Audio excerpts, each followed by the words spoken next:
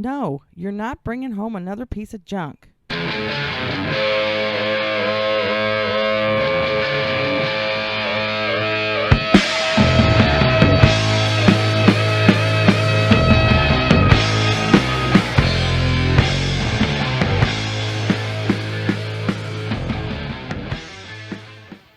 Everybody, a little bonus episode this week. So y'all watched the engine stand I'd been building, so I lent it to my buddy Bruce. He's going to be the first one to break it in, and it's been an interesting day so far getting this thing going.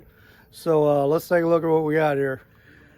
All right, so first thing you notice, this thing is sticking halfway in the house and halfway out of the house.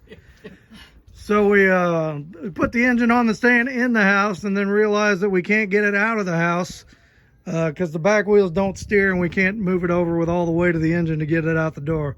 So we're going to run it like this. And we got a hole in the radiator, which Bruce is sitting there with his finger in. And I'll tell you what, it has been like MacGyver from minute one trying to get this thing hooked up and running. Yep. So you want to tell us about your motor, Bruce? Yeah. Well, in addition to what you said, Pat, so this is a motor I built to go in 1956 Oldsmobile Super 88, and it's a 305 1989 block with 1985 high output 416 heads.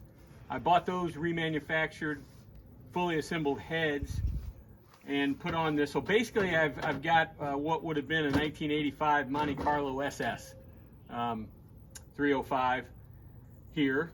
I put a new cam. I reused the crank, polished it a little bit, put a new cam bearings, new main bearings, new rod bearings. I reused the pistons that were in the block. They looked real good, cleaned them up, put new rings on them, and I honed the cylinders. They're standard bore, so you know we're taking the chance that the block is good. It didn't go to the machine shop, you know, all here in the basement. And then I put these remanufactured heads on. It's a roller cam block, so you know, we're going to fire it up here. It's not like we're going to destroy a flat tappet cam by if we can't get it up to 2,000 RPMs and let her sit for a while. So we're given the leak in the radiator and all that, we're just going to fire it up, see if it runs, and then we'll fix a couple things we've already found, and then give it a good break in later. Yeah, so the people upstairs in the house should really appreciate this open manifold fire up with the door wide open. Yes. We're going to bring the thunder. We mean thunder. Do we need a fire extinguisher? Yeah, we might. Well, we got plenty of water right there. Okay. Yeah. All right, well, throw the ignition switch on there. Yep. And hit the starter and let's see what happens. You need your fuel pump on? Oh, fuel pump on. There you go. We ready? Yep, try it out. Oh, I think you did something right. it ran. Do it again. All righty.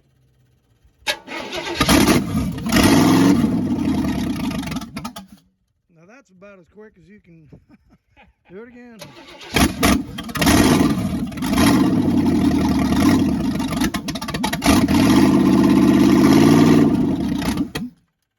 All right, go again.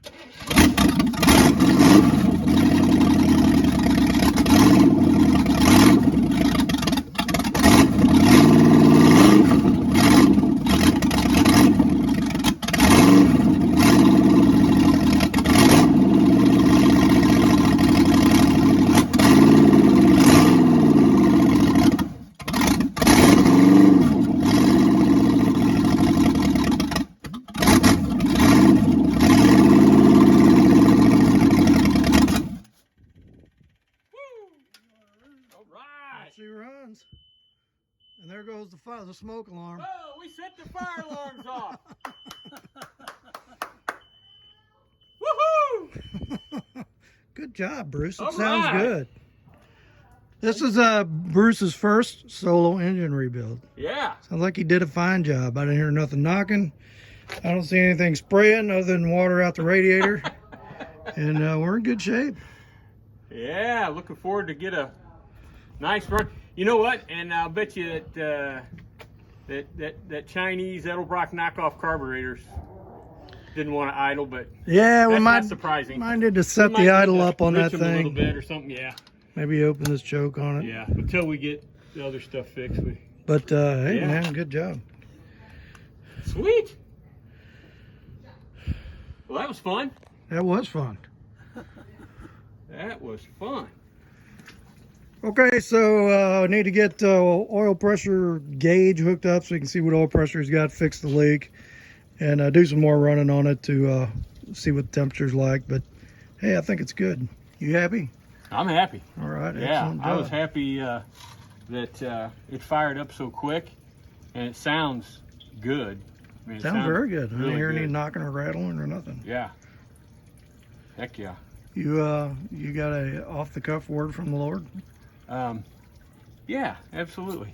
One of the things we're doing at our church, Pat, as you know, getting ready to have a Q&A night, August 3rd, where we're going to answer some questions about the Bible people might have, about doctrine, things like that. And one of the things is I was, rebuilding this engine, I did a ton of research. I mean, I had to research practically everything because I knew I didn't know a much. I asked you tons of questions. I did lots of research. And this honestly isn't that important. And I did all this research and put that time invested in it. And how much time and investment do we make in searching God's Word? Right on. And finding answers to the most important questions that we have in life. And man, I tell you what, it's convicting when you stop and think about the time we put into things that really don't matter. Now, this matters but a little bit. What you do with Jesus Christ matters everything. That's everything. And so if you've got questions, if you don't know the answers to things in the Bible or about Christianity, about God, there are answers. And you just got to put the time in at least to go seek people who know, dig into the Word yourself, and put a little investment in to something that matters for eternity.